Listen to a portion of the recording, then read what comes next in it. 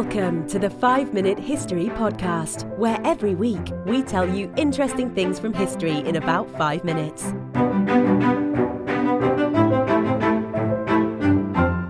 And now, here is your host, Wayne Armstrong. Hi, I'm Wayne Armstrong. Welcome to the 5-Minute History Podcast, Episode 7, Changing Calendars, the Switch to the Gregorian Calendar. 262 years ago, a very strange thing happened. Everyone in Britain and her North American colonies became part Rip Van Winkle, in that they lost 11 days. People went to bed on the 2nd of September and awoke to find that it was the 14th of September 1752. So where did those days go? And perhaps more importantly, why? The Gregorian calendar is the one we would be most familiar with today, the one with 28 days in February and 31 in the back-to-back months of July and August. It's also called the Christian calendar and the Western calendar. It was devised in Italy and thus was introduced and implemented in 1582 by Pope Gregory XIII, for whom the calendar is named. He utilised a papal bull to turn this calendar into the standard, but only for the Church and the Papal States. The first countries to adopt the new calendar were Spain, Portugal, the Polish-Lithuanian Commonwealth, and most of Italy. They implemented the new calendar on the date specified in the papal bull, on Thursday the 4th of October 1582, which was followed by Friday the 15th of October 1582. All other nations had to decide for themselves what they would choose to do.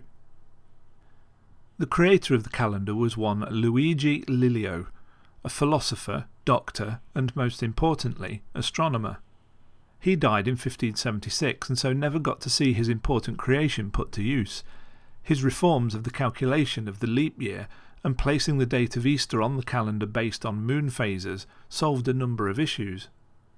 The new calendar was introduced as an attempt to correct the timing issues with the Julian calendar that had been used since the 1st century BC. The old calendar was off by 11 minutes every year when compared to the solar cycles, so it didn't take long before the calendar and the Earth's seasons were completely off cycle. The new calendar was only out of sync by 26 seconds a year, vastly different and more easily corrected.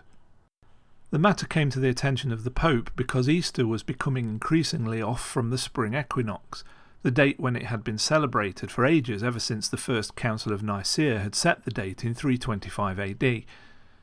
Gregory implemented the new calendar to adjust for the calendar differences, but to make the calendar be more accurate at the moment it took effect, it was necessary to lose a certain number of days.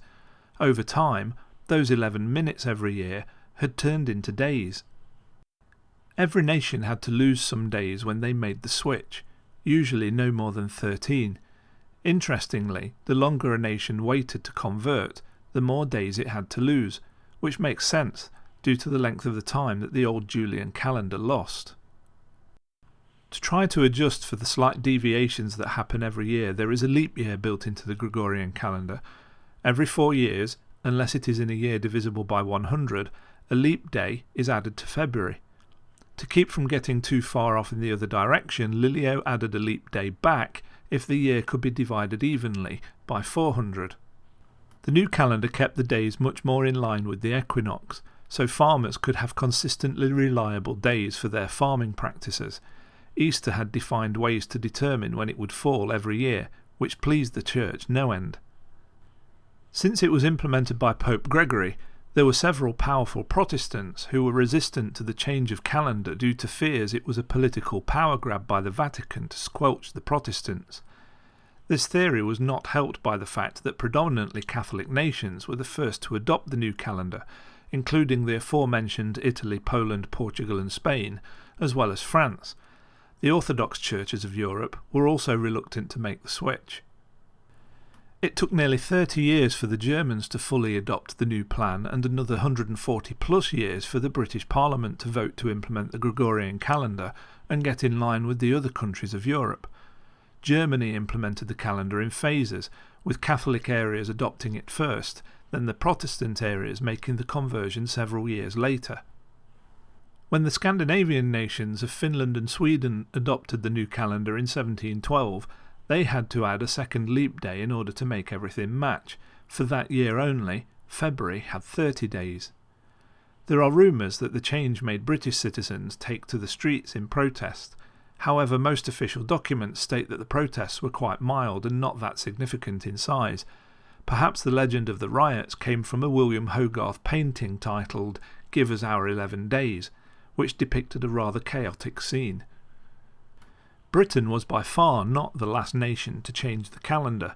Japan converted in 1872, China in 1911, and it took Turkey until 1927 to make the switch. Now we consider this calendar to be the standard, and rare is the nation that does not yet use the Gregorian calendar. Religious holidays and political pressures. Who would ever think that a simple calendar would have such weighty significance? I hope you enjoyed that episode of 5 Minute History. If you'd like to see a transcript of the show, head on over to the 5 Minute History website at www.5minutehistory.com/episode 7. If you'd like to make a suggestion for a future history subject, then please use the Suggest a Subject form on the site. If you get a spare few minutes, it'd be really great if you could leave me an honest review on iTunes, and if you don't want to miss any future episodes, why not subscribe while you're there? You can also find us on Twitter and Facebook. Finally, why not check out our other podcast, 5 Minute Biographies, which you can find on iTunes and at 5minutebiographies.com. Thanks for listening, and I'll see you next week.